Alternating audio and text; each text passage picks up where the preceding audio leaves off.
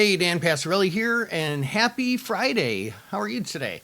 A few days back, I talked about an expectation for a bit of a pullback, and we got a bit of a pullback. Yesterday, I talked about the 21-day moving average and that being a pretty pivotal point, and that if we go through the 21-day moving average, we could see some follow-through. And we did close pretty decisively through it. We do see sometimes these things can reverse the very next day. That's why we look for confirmation candles with a lot of types of trades. So I think Monday is going to be pretty telling. That's going to really determine if we get some follow through or if this is just a blip on the radar. Now, if we get some follow through, the obvious next stopping point is down at about 540, which is where the 50-day moving average is. And there's some other support there as well.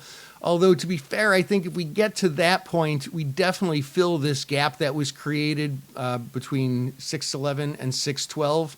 So we'd probably get a little bit more movement below there. And of course, if we permeate the 50-day moving average, there's a chance we could sell off even a little bit more. But, you know, now we're talking about more than a little bit of a pullback. I'm not hanging my hat on that by any stretch of the imagination. But this pullback could continue a little bit more from a technical standpoint. Now, let's talk about fundamentals. So this was a fairly light week, except for we had some Fed speakers. But next week is going to matter. So next week, Monday's not really anything. Neither is Tuesday.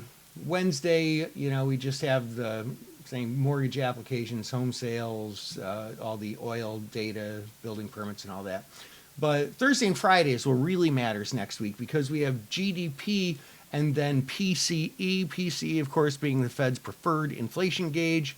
And that is going to be the last look at inflation before their meeting on July 31st.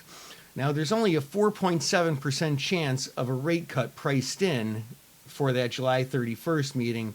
All eyes are really on September. There's about a 93.5% chance priced in of a 25 basis point cut at the September meeting.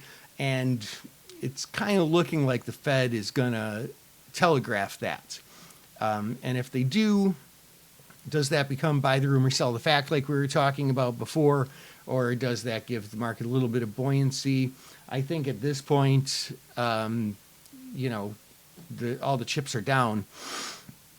So it might not give the market the buoyancy that we'd be used to seeing with this kind of stuff.